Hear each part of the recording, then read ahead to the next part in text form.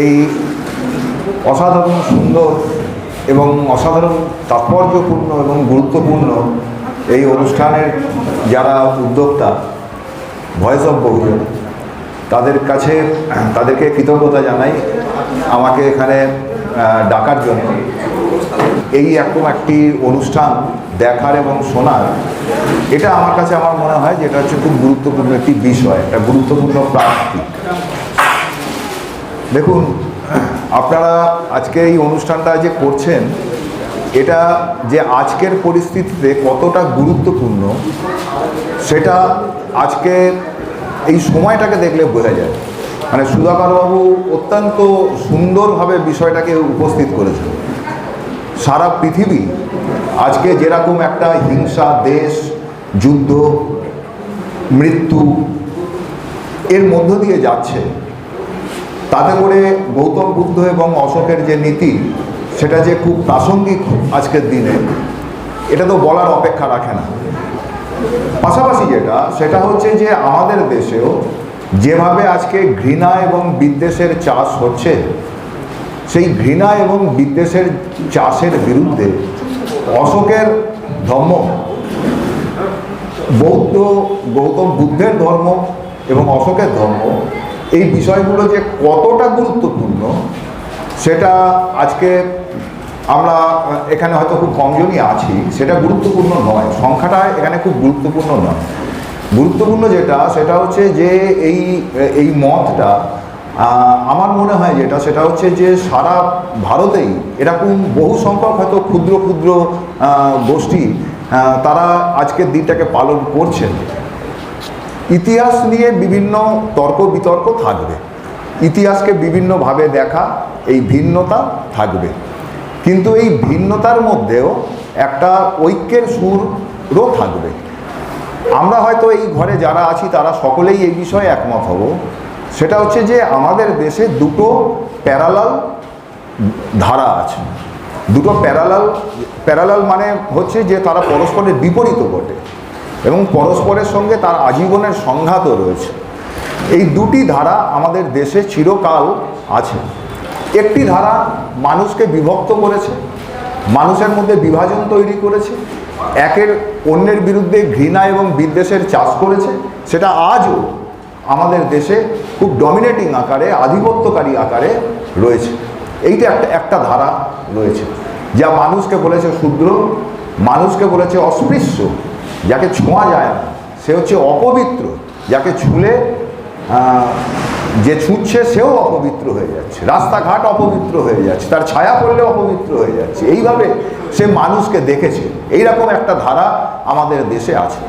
আর তার উল্টো দিকে একটা ধারা আছে, যে ধারা হচ্ছে যে গৌতম বুদ্ধের ধারা, যে ধারা মানুষের মধ্যে কোনো রকম ভেদাভেদ করেনি, যে মানব আমি, সে মানব তুমি।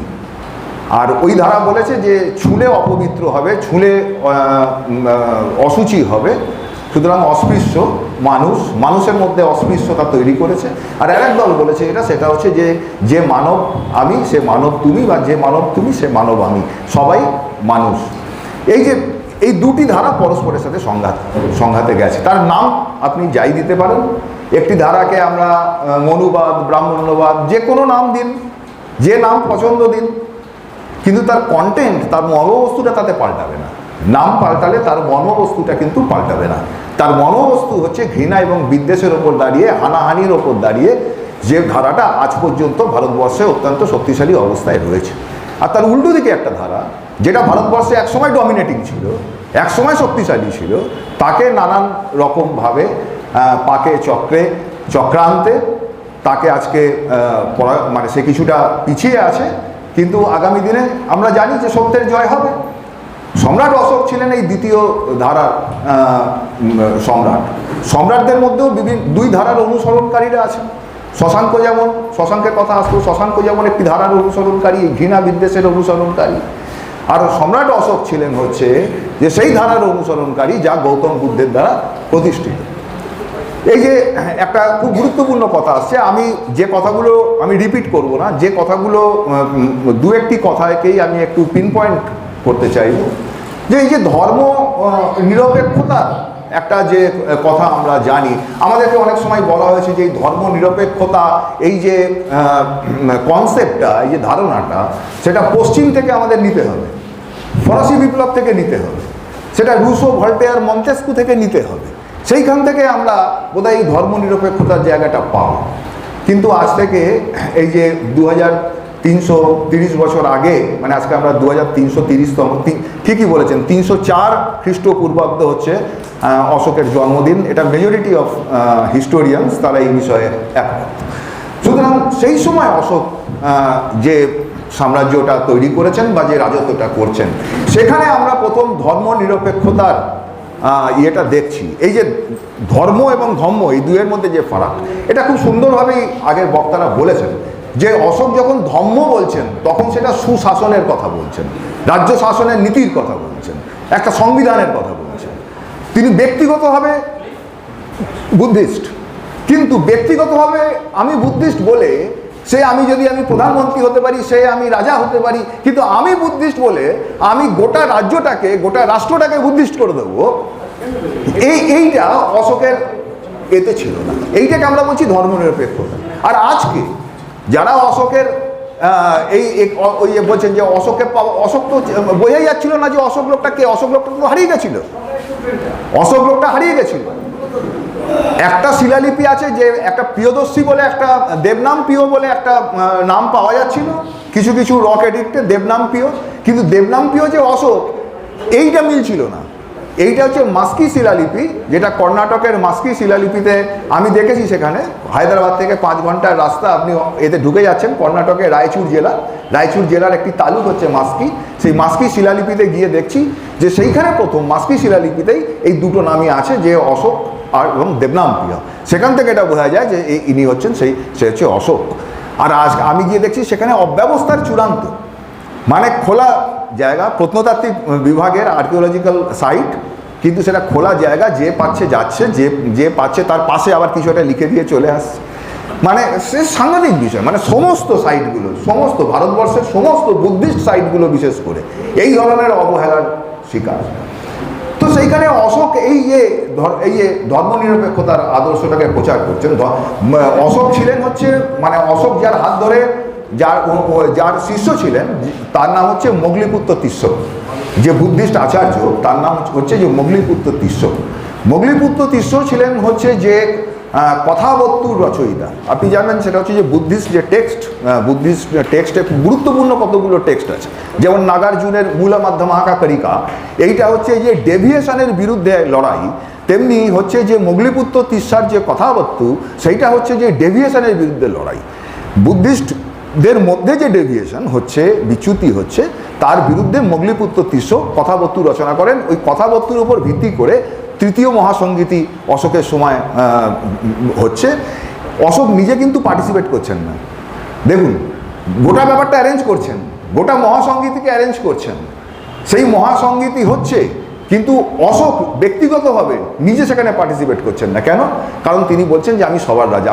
আজকে একটা নির্বাচিত দেশ, সংসদীয় গণতন্ত্রের দেশ, খুব মানে পীঠস্থান বলে যাকে বলা হয়, সেখানকার নির্বাচিত প্রধানমন্ত্রী এটা বলতে পারছেন না যে আমি সবার প্রধানমন্ত্রী।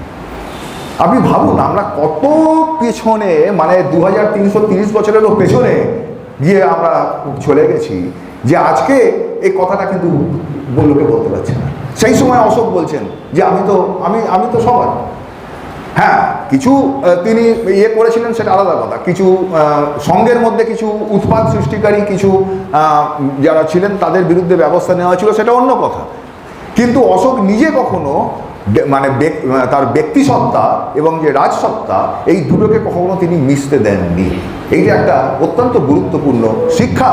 আর যে শিক্ষাটা আজকের দিনে এত প্রাসঙ্গিক আজকের ভারতবর্ষে, এবং এইটাকে যার ফলে এটা হয়েছে যে অশোককে মুছে দেওয়া হয়েছে। অশোককে যদি মুছে দেওয়া না হয়, তাহলে তার উল্টোটা রাজত্ব করতে পারে না। তার উল্টোটা রাজত্বটা করবে কি করে? অন্ধকার রাজত্ব করবে কি করে? ঘৃণা বিদ্বেষ রাজত্ব করবে কি করে? যদি আমার যা গৌরব আছে তাকে যদি আমি মুছে দিতে না পারি, সেই কারণে অশোককে মুছে দেওয়া হয়েছে। কিন্তু সত্য তো সত্যই, সত্য তো মাথা তুলে দাঁড়াবে। যা সত্যতা সত্যই, সে একসময় মাথা তুলে দাঁড়াবে। তাই আজকে আমরা অশোকের জন্মদিনটা পালন করছি। আগামী দিনে হাজার হাজার লক্ষ লক্ষ কোটি কোটি মানুষ গোটা ভারতবর্ষে বলবে যে হ্যাঁ আমাদের এইখান থেকে শিখতে হবে। ওই রাম রাজ্য, শম্ভুক হত্যা, কাল্পনিক কাল্পনিক বলুন, পৌরাণিক বলুন, যাই বলুন, চিন্তা তো একটা বস্তু থেকেই আসে। তার মানে যখন ওই রকম একটা চিন্তা হচ্ছে যে আমি তথাকথিত নিচু জাতের কেউ, সে যদি আমার সঙ্গে সমানে সমানে তত্ত্ব আলোচনা করে তাহলে তাকে আমি হত্যা করব, এই যে কনসেপ্ট, কি ভয়াবহ একটা কনসেপ্ট, সেই কনসেপ্টটা তো ছিল। তার মানে সেই কনসেপ্টের উপর দাঁড়িয়ে তো কোনো না কোনো রাজত্ব ছিল। সুতরাং তার বিপরীতে আজকে যদি আঙুল কাটা, এরকম হাজারো উদাহরণ আছে। তার মানে এগুলো তো প্র্যাকটিস ছিল। তার বিপরীতে দাঁড়িয়ে আজকে যদি আমাকে রসদ জোগাড় করতে হয়, আমি কোত্থেকে রসদ জোগাড় করবো? আমি রসদ জোগাড় করবো অশোকের রাজত্ব থেকে। আসলে অশোকের যে ধর্ম, অশোকের যে রাজত্ব, সেটা কিন্তু গৌতম বুদ্ধের থেকে আসছেন। আপনি জানেন যে গৌতম বুদ্ধের রাজ্য শাসনের 7 নীতি আছে। গৌতম বুদ্ধের কাছে তখন বজ্জীদের সাথে অজাতশত্রুর লড়াই চলছে। বজ্জীরা ছিলেন হচ্ছে ডেমোক্রেটিক, সেই সময় ডেমোক্রেটিক রিপাবলিক ছিল, মানে যে মানে ষোড়শ মহাজন পদ, ষোড়শ মহাজন পদের মধ্যে 8টা ছিল হচ্ছে যে ডেমোক্রেটিক রিপাবলিক, আর 8টা ছিল হচ্ছে রাজতন্ত্র। এদের মধ্যে সংঘাত ছিল। তো বজ্জী একটা ডেমোক্রেটিক রিপাবলিক, যার সাথে হচ্ছে মগধের সংঘাত ছিল, অজাতশত্রুর সংঘাত ছিল। সেখানে বজ্জীদের সাথে কিছুতেই পেরে উঠছেন না অজাতশত্রু। তখন অজাতশত্রু তার যে মন্ত্রী বর্ষকার, সে বর্ষকারকে পাঠিয়েছেন হচ্ছে গৌতম বুদ্ধের কাছে, যাও তো একটু জেনে এসো তো যে কি করলে বজ্জীদের হারানো যায়। গৌতম বুদ্ধ বর্ষকারের সাথে কোনো কথা বলছেন না। বর্ষকার এসে সামনে দাঁড়িয়ে আছেন, বর্ষকারের সাথে কোনো কথা বলছেন না। পেছনে দাঁড়িয়ে আছেন আনন্দ। আনন্দকে জিজ্ঞাসা করছেন, আনন্দকে বলছেন সেটা হচ্ছে যে আচ্ছা আনন্দ, তুমি কখনো এরকম শুনেছো? নমস্কার, ধন্যবাদ। তো গৌতম বুদ্ধ একে জিজ্ঞেস করছেন, আনন্দকে জিজ্ঞাসা করছেন যে আচ্ছা আনন্দ, তুমি কখনো এরকম শুনেছো যে বজ্জীরা একসঙ্গে ওঠে, একসঙ্গে বসে, একসঙ্গে সমস্ত সিদ্ধান্ত নেয়? আনন্দ বলছেন যে হ্যাঁ বন্তে, আমি সেরকমই শুনেছি। তখন গৌতম বুদ্ধ বলছেন যে শোনো আনন্দ, যতদিন পর্যন্ত বজ্জীরা এই প্র্যাকটিস বজায় রাখবে, ততদিন পর্যন্ত পৃথিবীর কোনো শক্তি নেই যা বজ্জীদেরকে হারাতে পারে। তারপরে বলছেন যে আচ্ছা আনন্দ, তুমি কি এরকম শুনেছো যে বজ্জীরা কোনো স্ত্রী লোকের ওপর অত্যাচার করে না? একদিকে তো আমরা একটা ধারা দেখছি স্ত্রী লোকের ওপর অত্যাচার, হ্যাঁ, আর এখানে বলছেন যে গৌতম বুদ্ধ বলছেন আনন্দকে যে আচ্ছা তুমি শুনেছো আনন্দ যে বজ্জীরা কোনো স্ত্রী লোকেদের ওপর অত্যাচার করেন না? তখন আনন্দ বলছেন যে হ্যাঁ বলতে আমি এরকম শুনেছি।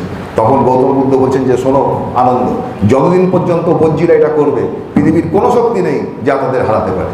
এইভাবে 7টা আসছে, তার মধ্যে একটা গুরুত্বপূর্ণ, মানে প্রাসঙ্গিক আমাদের ক্ষেত্রে, এই ধর্মনিরপেক্ষতার ক্ষেত্রে প্রসঙ্গ। গৌতম বুদ্ধ একটা জায়গায় আনন্দকে বলছেন যে আচ্ছা আনন্দ, তুমি এটা কি শুনেছো? সেটা হচ্ছে যে বজ্জীরা তাদের পূর্ব ধর্মমত তাকে বিনষ্ট করে না। পূর্ব ধর্মমতের যারা অনুসারী বা অন্যান্য ধর্মমতের যারা অনুসারী, তাদের উপর অত্যাচার করেন না। তাদের যে গুরু আছে তাদেরকেও তারা ফল ভিক্ষা দেয়। তখন আনন্দ বলছেন যে হ্যাঁ বন্ধে, আমি এরকম শুনেছি। তখন গৌতম বুদ্ধ বলছেন যে শোনো আনন্দ, যতদিন পর্যন্ত বজ্জীরা এই প্র্যাকটিসে থাকবে, ততদিন পর্যন্ত পৃথিবীর কোনো শক্তি নেই যা বজ্জীদেরকে হারাতে পারে। আর আজকে আমরা কি দেখছি?